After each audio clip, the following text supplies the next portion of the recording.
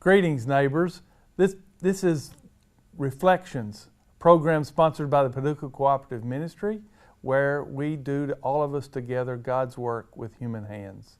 My name's Gregory Waldrop, and I'm the pastor at Fountain Avenue United Methodist Church, and I'm one of your co-hosts for this program.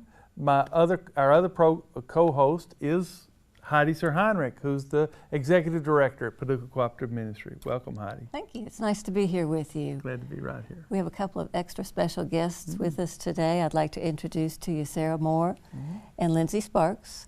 And Sarah and Lyndsey are serving as AmeriCorps members at the Paducah Cooperative Ministry. And so we're going to be finding out today a little bit about the program in general, AmeriCorps, how that helps so many different nonprofit agencies around the state and the country, and specifically what they do for Paducah Cooperative Ministry.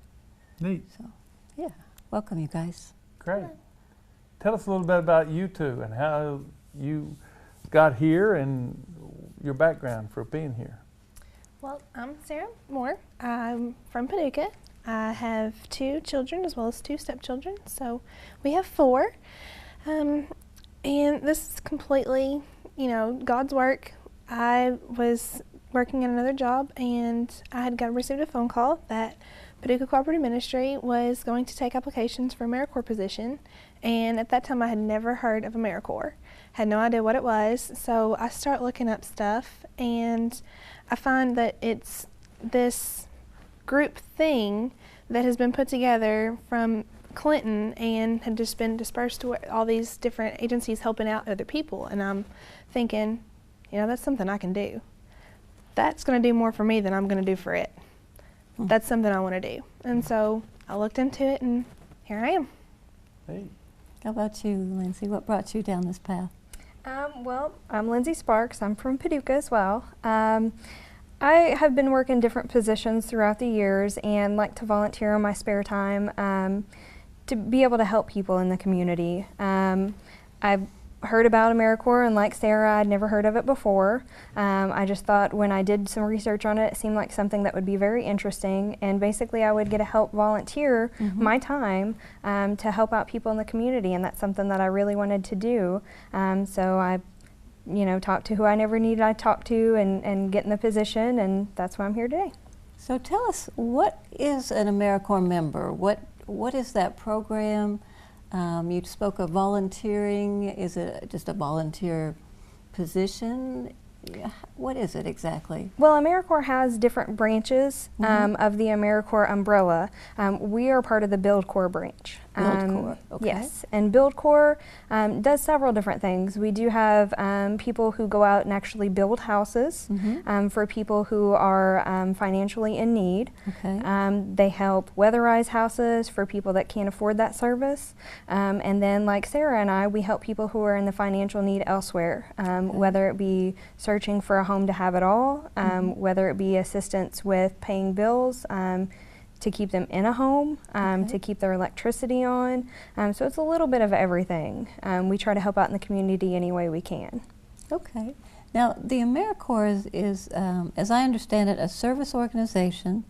I've heard it compared to the Peace Corps, only on a national level. Is that right? Yes. Okay, so your length of service, how long is that? 12 months. 12 months, okay. Yes. And you started with us at Paducah Cooperative Ministry in September, is that right? So you'll be with us until the end of August? Yes. Okay, so a lot happens in that 12-month period, right? Yes. Do you get any kind of training besides what we give you down at PCM? We have a pre-service orientation that we go to, and they pretty much unveil everything to you, and you take in as much as you can possibly grasp. Okay. And then you take that on with you, and then, our program director is awesome. Okay. If there's any question, you can call her, and she's got the answer. If she doesn't, she'll find somebody that does, which is really helpful, somewhere that you're serving. It's just awesome. So I'm sorry, you're with statewide folks, is that right? Yes. Okay. Yes. Yeah, and that's what I was going to. How many others across the state in your particular branch? And Build Corps was 52, I think. I believe the number's 52. I could be wrong on that. 52 sites or 52 people? Or 52 people. members. Okay, great. And it does vary when positions have become open and they didn't have anybody to fill them. Recently they have acquired a couple new members, so it might be somewhere in the stats of 54, 55 members now. Okay. So has there been anything surprising that you didn't expect when you first got acquainted with AmeriCorps, or when you came into Paducah Cooperative Ministry? What surprised you? I would say what surprised me the most was the number of people that actually do need help in our area. Okay. I think people don't realize what kind of scale we have of people in need in our specific area. I think just because you don't see people sleeping on park benches means that they think there's not a need, but there really is. And I think to me it was just a surprise to see how many people actually need our help in this area. Can you tell us a little bit about some of the situations that you've encountered that you've been able to help with? Yeah, we try to help on an everyday basis. Usually at least once a week we help out with people that are in need of financial assistance, Okay. to keep their electricity on, to make sure that they don't get evicted from their housing. We also do help with our shelter clients. Since we do have a shelter located at Paducah Cooperative Ministry, Okay. Sarah and I take on some of the responsibility of getting those clients into the shelter when needed, and kind of getting them situated into how everything's going to work there, and try to help them along their way as well. Okay. So interestingly, what I'm hearing you say is you work at the front end trying to prevent homelessness by helping people who have fallen behind in their rent or have utility disconnection notices. So if we help them with some financial assistance, what we're really doing is preventing them from falling into a homeless situation, hopefully. Yes. But by the same token, then you are also working with some folks that are already actually in a homeless situation and living at the shelter, is that right? Yes, and we're working on teaching them the skills that they need to get out of that homeless situation and to not end up back there again. Giving them the education as well as the financial assistance to help them get out of that, to better themselves. Okay. That's great. I knew that. Is that an AmeriCorps sort of process? I know Paducah Cooperative Ministry has been working in that kind of continuum of care model. The AmeriCorps Yes. also is working out of that as well. Yes, AmeriCorps actually had they have certain requirements you must meet each year, and this year one of those was the financial literacy program, to help teach our clients to get out of that situation. So Sarah and I actually kind of tweaked what they gave us and made it more towards our clients, so that way we can help better them and give them the information that we feel that they do need. And this is so cool because at Paducah Cooperative Ministry, I know that we feel that education is such an important component in helping somebody get out of a homeless situation. It's not just enough to get them into a house or a home, they've got to have the skills to be able to maintain it.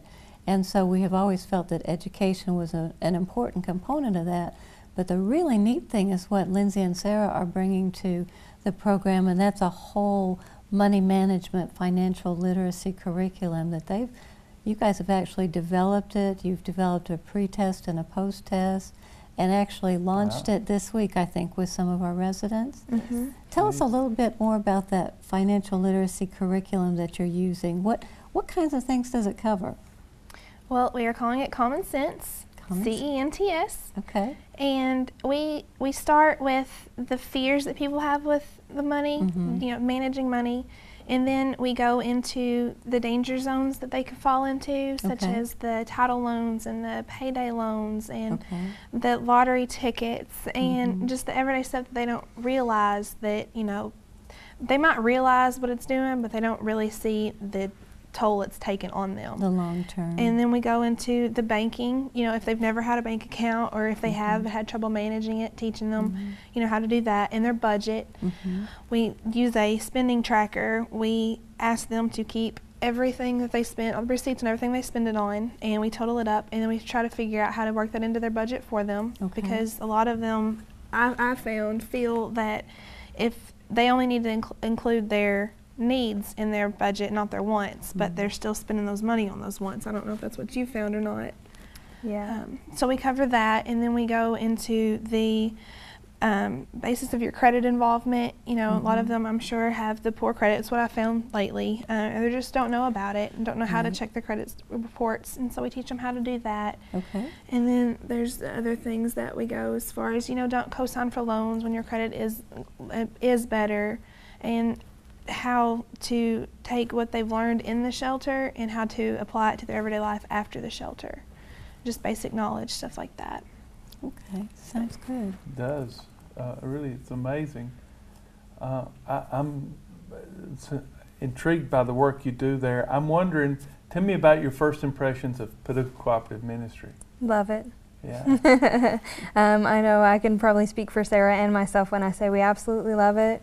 We love the people that we serve with. We love the people that come in and do ask for assistance. We love to help them when we can. It's like she said before, it gives us more than we can give it. And it's just a great feeling to be able to come in and serve in a position like that and be able to help people every day. Yeah. It's amazing that it has such a standing in this community. It's such a trusted piece of the community in so many ways, in terms of the governmental agencies trust it and count on it. The health agencies network beautifully together with it. It's a great. I like to think of it as a patchwork quilt or a stained glass window, because each one of those little pieces is very significant and important. And when they all come together, all of the churches, all of the individuals, all of the civic groups, every little piece makes up the whole that's then functional and beautiful. And we couldn't do what we do at Paducah Cooperative Ministry if it weren't for the people enabling us to and asking us to on their behalf. So we try and be pretty transparent, and we want folks to know as much as they would like to know about PCM. But a question for you. Paducah Cooperative Ministry is a faith-based ministry. It's actually an interfaith ministry. Did that have some bearing on your decision to seek to do your service at PCM? Absolutely. It was one of those things, to be quite honest. I've lived in the community for a while, and I had never really heard of Paducah Cooperative Ministry until someone I knew started working there. And then once I'd heard of them, I was like, that just sounds like a great place. It sounds like something that you know, everybody can benefit from, especially them being a faith-based ministry. You know, they can go there and seek spiritual counsel as well as any other kind of assistance they need. And so when the position did become available, it just kind of inspired me to try my best to get in there and be able to help with what they do. Okay.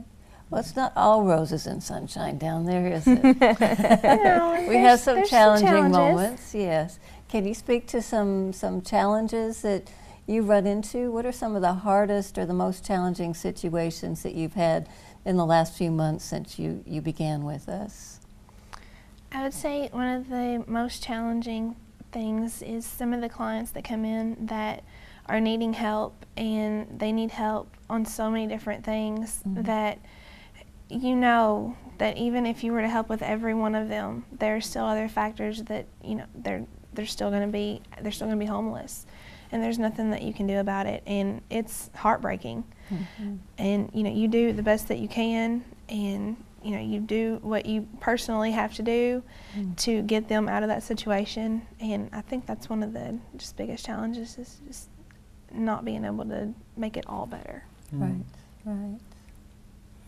I know the work you do there at PCM, but I understand there are other sort of special projects that enter into the AmeriCorps work in the year around both the Build Corps. When they get together, don't you do some things there? And you had a food drive as well. Tell us about some of those other special projects. Yes, there's different projects we do throughout the year.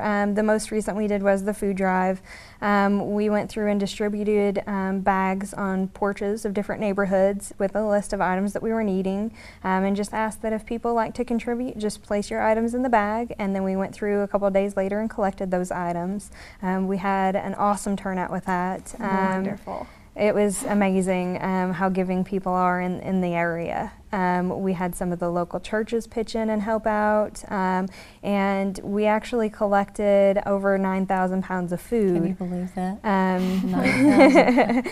Just with the help of the community in about 3 to 4 weeks' time. Well, you guys put in a lot of work. I saw what you guys did. Yeah. Running up and Well, down we were sidewalks and delivering boxes and going back and checking. And we were just thankful that our service site was able to let us pump the brakes on everything else and be able to contribute full-heartedly into that. Well, it sure helped us because, as you guys know, the end of summer is usually the leanest time in the food pantry, and so you guys having such a successful food drive really, really impacted us. Now, this was a little bit of a competition, wasn't it, across the state? It was. You guys aren't competitive at all, are you? No, not at all. We actually kept updating our program director pretty regularly on our numbers that we had collected, and it actually turned out that out of the 52 members in the Build Corps area, we collected 2/3 of the food that was collected. Wow. Sarah and I. So can we say that you won? Well, we were successful in And our, we won. in our collection. Really, so. that Now, is the fun how did trick. they determine a winner? Now, did you weigh this food, count the cans? We weighed the food. You weighed Hand the counted food. a lot of it, Okay. looked at every can and got the total number of ounces in that can and just continued adding. So it was a lot of work just getting the totals together. You counted the ounces of every Yeah, single it thing that was came in. 18.5, 14.2. And you can 11 almost point. ask us any ounce total in So- a can and we can tell you just by looking at Right. it. So that 9,000 pounds was actually food. It wasn't the containers they came in. No, it was the actual food. net Wow, weight. that Yes. is amazing. Yes, That so is. it was a really good turnout. We were really excited about that, and we try to leave everybody thank you notes that helped contribute to that because we wanted them to know how much we did appreciate their contributions, whether it was 1 can of food or 5 bags of food. We appreciated all of it. Neat. And is there a big Build Corps project on the line, or has been, or will be? We Or? will do another service Yeah. project this year, including all the Build Corps members in our local area. We haven't determined fully what that is going to be yet, Okay. but it's going to be something as big as we can possibly make it. Yeah, I wish we'd host it here. I'd love to host all that AmeriCorps bunch here. Well, we also sometime. have the MLK Day service because Martin Martin Luther Luther King Jr. Day is a day of service for AmeriCorps members. And we will have a service project, a community service project with that as well that we will be Will that be here in conducting. Paducah? Or? Yes. Okay. Any ideas of what that's going to entail? We have a few thoughts on it. We're going to kind of keep those to ourselves and see where they go because I don't want to get anybody's hopes up if they were to fail on us. So, Okay. So you guys have a measurable impact on your service site, Paducah Cooperative Ministry, but through the AmeriCorps program statewide, you actually are having, additional impact in the community in other ways. Yeah, and it's really amazing to see the AmeriCorps members together when we went to our launch recently and got to see all the AmeriCorps members together and just think of how much those members helping out, because our section alone is 52 members. There's several other sections in the state as well. Okay, so in addition to Build Corps, what are some of the others? A-Team, MSU Corps, the senior Connections. senior connections. Okay. So it's All that specializing. kinda, Yeah. mhm. They're all Broad. listed on the KCCVS website, right? Yes. And so you all came together. What would you say to somebody who maybe was listening, watching right now and thinking, that sounds kind of interesting? How would you tell them to get involved with AmeriCorps? First, I'd say definitely go for it. Okay. I honestly I Googled it because I Google everything. So I Googled AmeriCorps and all I could keep finding was the AmeriCorps Vista. So I would say contact us at PCM. Okay. We can get you the phone numbers to someone that could help you further the application if you weren't able to find it on there. Okay. There's That also an would be- AmeriCorps site, AmeriCorps.gov. You can go on there and they'll list different states and different positions that they have open. Typically typically the positions open around the end of summer, beginning of fall area, because service does start September 1st and runs for 12 months. So anybody who's interested in it now, they can do research on it now and start to apply for the following year if there's not currently any positions open. Right. Okay. So, and that part of that includes the listing of all the positions and how well you match up, and it involves interviews after that and that sort of thing. Yes, it gives you a full description of what you would be doing, and so that way you can kind of get an idea before you just decide to go for it and realize, oh wait, I'm going to be building houses and I'm not very skilled at that. That's a pretty big commitment, isn't it? It is. A 12-month commitment. And do you receive any benefit financially through this program to help you? We get a living allowance. Okay. Is there a tuition grant afterwards if you extend Yes. your education? For a full-time member upon the completion of 1,700 service hours, the grant right now is $5,550. Okay. There's certain requirements you have to meet throughout the year to get that grant. Yeah. So your service projects are some of that. So once you meet all the specifications, you do qualify for that grant. For people who have already gone through school and have student loans, they can actually kind of put their loans in suspension the time they're serving, and then when they get done with their 12-month service, that'd they be can awesome. apply that Help grant pay off the to student that. loans. Mhm. We also get health insurance is provided. Health, dental, vision, all of Oh, that's good, provided along with good. our living stipend. Well, it's a little early yet, but any ideas of where you would like this experience to take you in the future when you're finished into next summer? Have you thought that far ahead? I would like to do some sort of educational classes, I guess. Not so much being in schools teaching children, but I guess the young adult, the real fragile age frames for, you know, the effects of homelessness to actually get into somebody. Because like we were saying earlier, at the face of homelessness, you think some man with baggy clothes, a bunch of stuff sitting out underneath a bridge laying on a park bench. A stereotypic. It could be somebody that looks like one of us sitting in front of you and you wouldn't know it. Okay. You just wouldn't. Somebody with 3 or 4 kids at home, they go to school every day, they're pretty clean. You wouldn't know they didn't have a place to sleep at night. I had an amazing experience that confirmed just what you're saying. I was sitting around a table in a group meeting, and it was a group of professional people from across the community and wonderfully successful people, and we were talking about homelessness, and before the meeting was up, about 40% of the people around this table shared their own episodes of being homeless. It was so amazing, and so it shattered whatever stereotype I had left. Yeah. It completely shattered it, and it was a powerful moment, really was, and a testimony to the important work you guys are doing in beautiful ways. What else? What else do you hope this leads to? Anything Honestly, I would like if the AmeriCorps program is up for grant renewal. If it gets approved, I would honestly like to serve a second year, just because I do love the position so much and I do love being able to serve. So you get to sign up for another year. Yes. I would love to. Given I would. that it's granted, yeah, definitely. Even though we've only served a couple of months, I know that it's something that I absolutely love and would love to continue it if possible. And then after my second year of service, I would love to go back and try to do some kind of schooling for myself to be able to get myself in a position where I could go out and help the community, whether it was educational or something along those lines, to kind of help people in this situation and continue that for the long run. It's great. Yes. Yeah. That's wonderful. I don't know if you've done any estimates on the financial impact of their work, but my own sense is that that you are saving this community anywhere between $50,000 and $100,000 by the kind of work you're doing, the kind of preventative things you're going. The gathering of those food pantry items were in itself enormously valuable. But just my own, just sort of sitting around thinking about what the connection was, $50,000 to $100,000. Maybe you penciled it closer than that, but I think it's very, very important.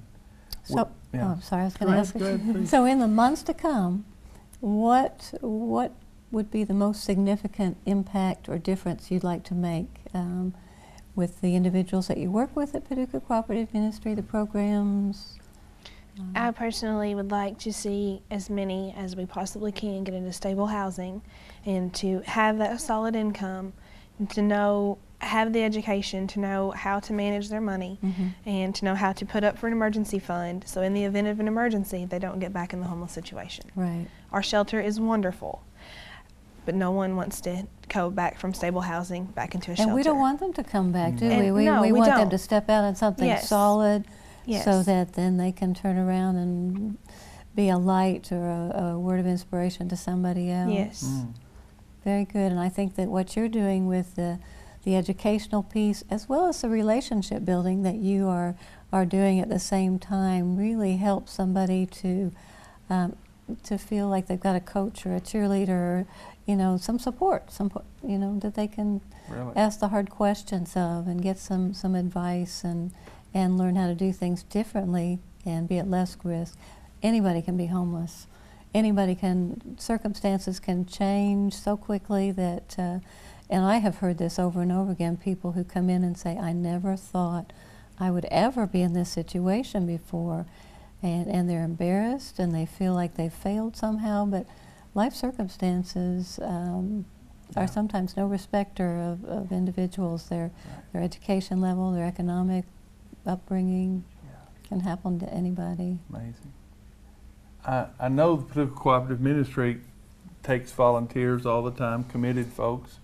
I don't know if you all are able to shepherd volunteers to your program. Absolutely. So if there's somebody out here Yes. who's watching and wants to dive in with you, the Paducah Cooperative Ministry is the right place to connect and to call on you all. Absolutely, Yes. especially with our big service project we're going to be doing probably sometime this spring.